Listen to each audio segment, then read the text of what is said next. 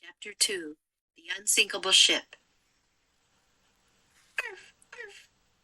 Jack opened his eyes. He shivered. Wherever they were now, it was cold, very cold. Teddy barked again. "Shh," said Jack. Annie shined the flashlight on her clothes. "Wow, we're dressed like old-fashioned kids," she said. Instead of pajamas and a poncho, she wore a sailor dress and a long wool cloak. Jack had on an overcoat and knee-length pants with long socks. His backpack had turned to leather. He also had on a shirt and tie. "Where are we?" he wondered aloud. Jack and Annie looked out the window. The moonless sky glittered with stars. There was a soft wind and the sound of water lapping. The treehouse seemed to be resting on a wooden deck between two giant columns. Jack looked up and saw smoke coming out of the columns. "We must have landed on the ship between the smokestacks," he said. Then Jack looked straight ahead and saw a box high in the air near the front of the ship. "That must be the lookout's nest," he said.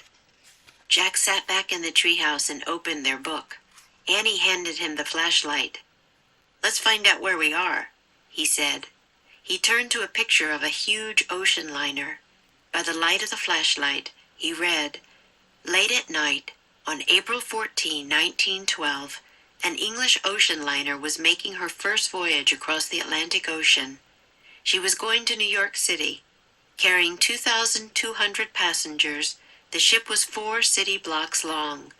Most people believed the ship was unsinkable." "Oh man, we're in 1912, said Jack. He pulled out his notebook and wrote, April 14, 1912. "This ship is huge," said Annie.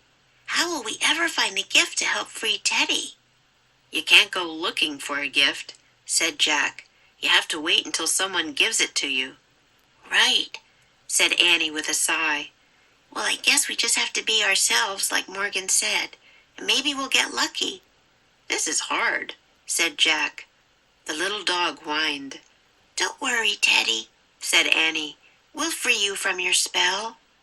Just then a shout came from the lookout's nest. "Iceberg ahead!" Jack and Annie turned back to the window, just in time to see a huge iceberg looming out of the sea. The iceberg was dark with a fringe of white at the top, and it was right in front of the ship. Jack felt a jolt. Then he heard a grinding sound. The ship was scraping against the mountain of ice. "Arf, arf," Teddy barked. "Shh, don't be scared," said Annie. She picked the dog up and hugged him.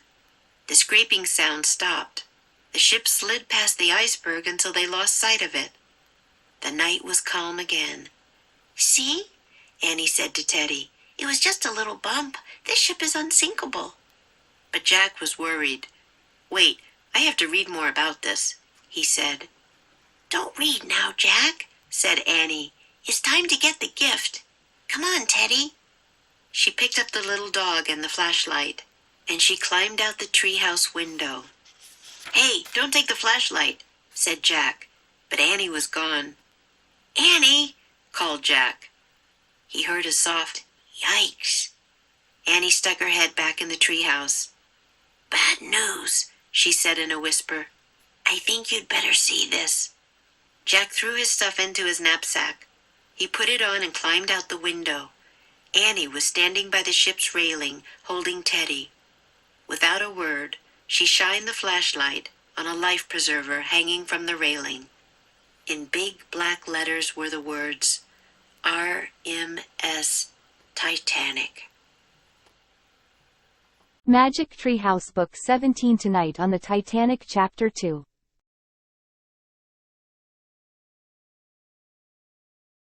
A fringe of. The iceberg was dark with a fringe of white at the top.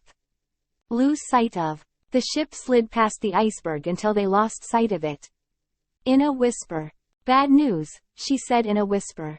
Stand by. Annie was standing by the ship's railing, holding Teddy. Practice makes perfect. Just be yourself and all will be well.